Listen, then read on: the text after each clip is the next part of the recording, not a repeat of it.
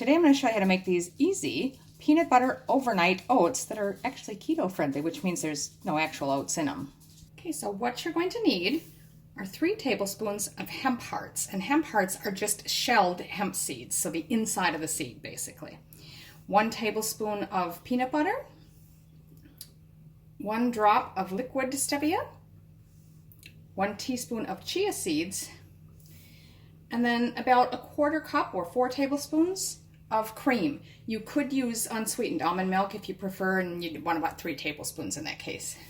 So all you're going to do is add all of your ingredients to the bowl and mix it all together. You're going to want something that you can cover, because this does go in the fridge for preferably overnight, but at least about 4 hours to get everything to sort of thicken and mix the flavors. So if you've got little mason jars, those would be perfect, or just any covered container like this is fine. So to start with, we put in 3 tablespoons of the hemp hearts. Now, I've never used these before, so this will be the first time for me trying it. If you want to see what they look like there.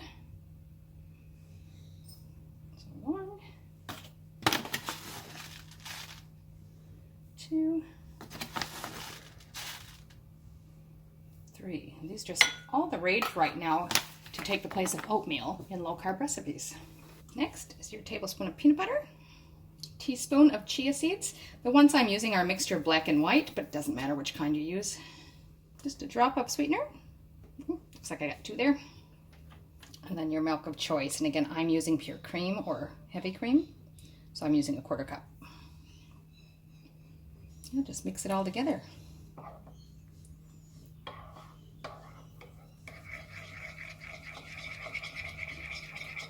Now you're going to be looking at that thinking, that's much too thin, but those chia seeds are going to mix in and gel with that liquid and thicken it up nicely. Now I'm just going to cover it and put it in the refrigerator. Overnight is best, but at least 4 hours. So that's actually been about 5 hours, and I've just gone ahead and pulled it out of the refrigerator.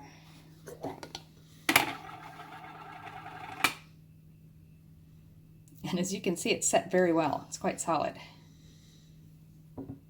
Stir it up and give it a try. As you can see, that is actually very thick. So if you wanted a thinner texture, you certainly could add a little bit more cream or almond milk if that's what you used.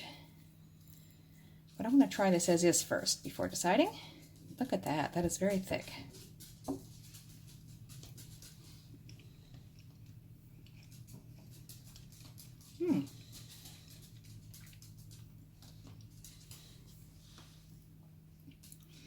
It's actually very tasty. The texture is nice. It's kind of more of a pudding or a mousse texture, say, than what you'd be thinking of a traditional oats texture.